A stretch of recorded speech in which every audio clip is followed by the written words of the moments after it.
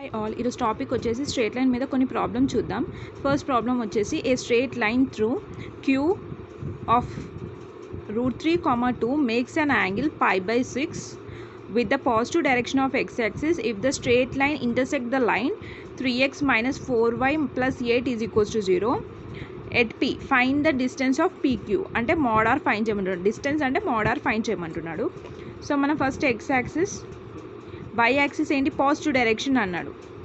With the positive direction of x-axisకి y-axis ఉంటుంది. x-axis ఇది అనుకుంటే ఇది పాజిటివ్ డైరెక్షన్. ఇది దీనిలో మనకి యాంగిల్ ఎంత అన్నాడు 30 ఎప్పుడు వస్తుంది? ఇక్కడే కదా 30 degrees. 90 అంటే ఇక్కడ కదా. సో 30 degrees అంటే ఈ లైన్ తీసుకున్నాం, ఇది 30 degrees అని మనం అనుకుంటున్నాం. Okay, Q of mod 3, 2 makes an angle. So ఇక్కడ ఇది θ డిగ్రీస్ అనుకుంటే డిగ్రీ 30 degrees అని చెప్పాడు. అక్కడ మనకు పాయింట్స్ క్యూ పాయింట్స్ ఏమన్నాడు? mod 3, 2. ఎందుకంటే క్వశ్చన్లో చూడండి, a straight line through Q ఈ point makes an angle π/6 with the positive direction of x-axis. అంటే x-axisకి పాజిటివ్ డైరెక్షన్లో యాంగిల్ అనేది π/6 అండ్ పాయింట్ అనేది అంటే y-axisలో పాయింట్ అనేది mod 3, 2. అంటే ఈ లైన్లో పాయింట్ అనేది mod 3, 2. ఓకే, ఇది అయిపోయినాక if the straight line intercept the line.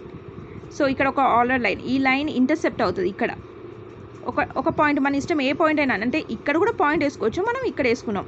ఒక లైన్ ఇంటర్సెప్ట్ అవుతుంది. ఆ ఈక్వేషన్ ఏంటి? mod 3x minus 4y plus 8 equals to 0. అక్కడ ఒక పాయింట్ వస్తుంది, ఇది క్యూ అనుకున్నాం అనుకోండి, ఇది ఒక పాయింట్ అవుతుంది కదా px, y మనం ఫైండ్ చేయాలి. అంటే ఈ mod r, ఈ డిస్టెన్స్ అనేది మనం ఫైండ్ చేయాలి.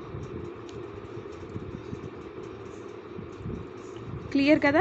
ఇప్పుడు నెగిటివ్ ఇది పాజిటివ్ డైరెక్షన్ అన్నాడు కాబట్టి ఇట్లా వచ్చింది యాంగిల్ θ. సో ఫస్ట్ థింగ్, ఎప్పుడైనా ఇట్లా క్వశ్చన్ ఇచ్చిన వెంటనే ఫస్ట్ స్ట్రేట్ లైన్ x-axis తీసుకోవాలి.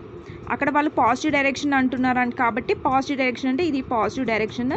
ఇక్కడ యాంగిల్ ఎంత అన్నాడు? 30 degrees. ఈ లైన్లో పాయింట్ ఒకటి మనకు ఆల్రెడీ ఇచ్చాడు, క్యూ పాయింట్. ఆ క్యూ పాయింట్ రాసుకున్నాం.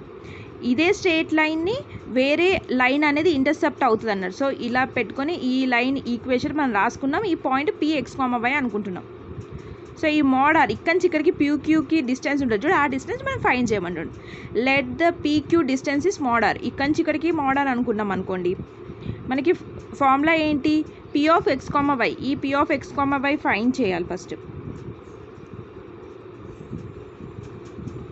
ఈ పాయింట్ వచ్చినాక కదా మనం డిస్టెన్స్ ఫైండ్ చేయగలుగుతాం. So p of x, y is equals to x1 plus mod r cos θ, y1 plus mod r sin θ.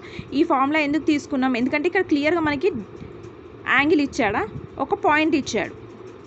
So ఇది ఈక్వేషన్ తీసుకున్నాం. p of x, y is equals to x1 plus mod r cos θ, y1 plus mod r sin θ.